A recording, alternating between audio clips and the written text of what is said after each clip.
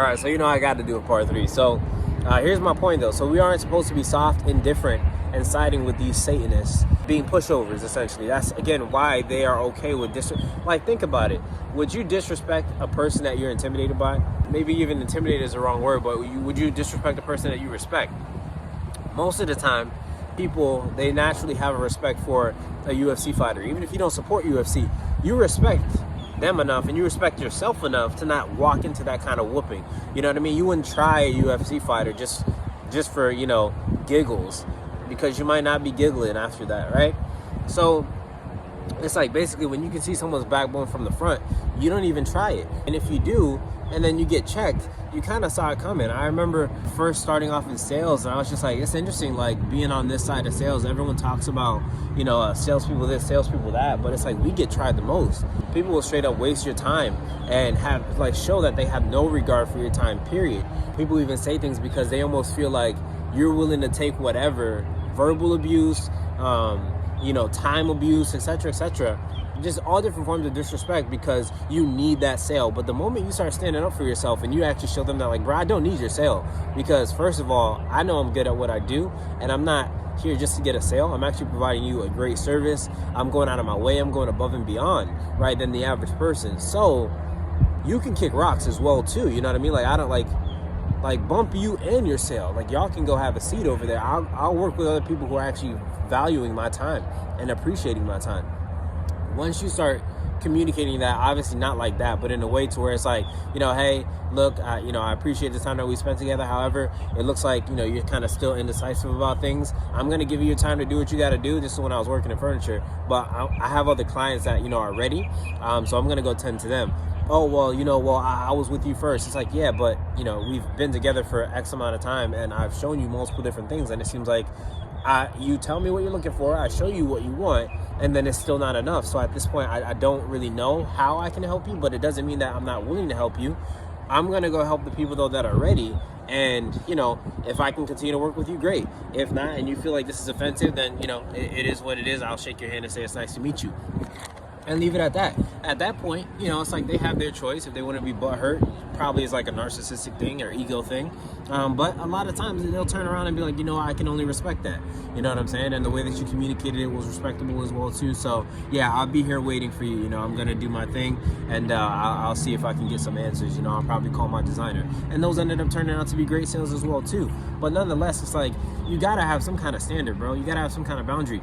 I was in a leadership arena where it's like, you can come into the arena as you are, but you're not allowed to stay as you are, right? Because we have certain standards of excellence, right? And it's the arena that I continue to refer to, because again, it's like, I spent 9 years there, so I learned a lot of things. I experienced, a lot of different things as well too. Painful, happy, joyous moments, sad moments, despair, grief, etc. So it's like, I have a mixture of emotions when I reflect on it. But lately, I've been asking God to just help me extract like the things that are good, that are pleasing, that you use that for, really, so that I don't have to, carry bitterness moving forward, so that it doesn't hinder me on my journey.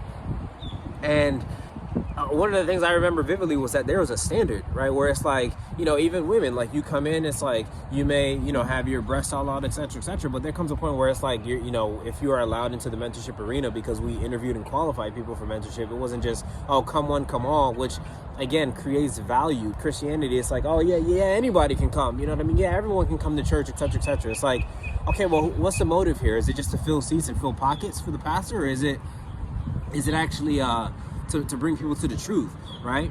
I gravitate more towards smaller churches, because they're most likely speaking the truth, because people will sit in that discomfort, especially nowadays. Everyone has itching ears. We're in the last days. There's itching ears. You want to hear what you want to hear, and told that, like, yeah, you'll be in salvation, even though you do crazy stuff for 6 days throughout the week, and then on the last day, it's like you come to church and it's all redeemed. Nah, that's not how it works. That's maybe how the church works, you know what I mean? But that's how your church works, but that's not how, a real church, a church of God, a church of the Bible works. So anyways, yeah, so in that arena, it's like, I'm gonna have to button it up, right? You can't be showing your cleavage, right? As far as even the dress, with your like tight dresses and high skirts and all that, it's like, nah, none of that. Like, you'll be pulled aside and talked about it, and if you got a problem, again, kick rocks. Like, you don't have to be here, right? Go where you be accepted with that standard that you have for yourself, right? You want to be a narcissist and have everyone drop to your standard, and it's like, oh, well, if I can't do this, then, oh, if I can't curse, then this ain't the church for me. It's like, okay, well, I guess it's your church and you establishing your own righteousness as opposed to following suit with God's righteousness, which shows that you're not submitted to anything other than your ego. Cool. Kick rocks, you know what I'm saying? So anyways, so verse 58:10, the righteous shall rejoice when he seeth the vengeance. The righteous shall rejoice when they seeth the vengeance. So again, it's talking about God's wrath. I was just talking about that in the last video. He shall wash his feet in the blood of the wicked. So that man shall say, verily there is a reward, which in the Hebrew is fruit of the, there's a fruit or there's a reward for the righteous. Verily he is a God that judgeth on the earth.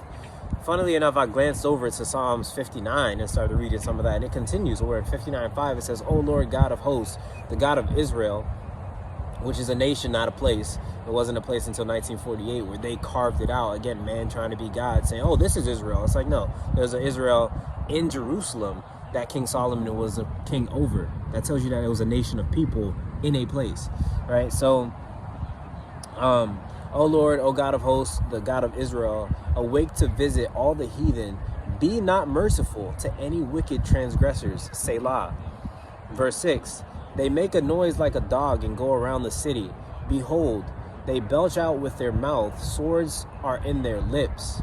Verse 8, but thou, O Lord, shalt laugh at them. Thou shalt have all the heathen in derision. I jump down to verse 11. Bring them down, O Lord, our shield. Verse 12, for the sin of their mouth and the words of their lips, let them even be taken in their pride, and for cursing and lying which they speak, consume them in wrath. Consume them that they may not be, and let them know that God ruleth in Jacob, which again, the seed of Jacob is Israel, right? Because Jacob became Israel, unto the ends of the earth, Selah.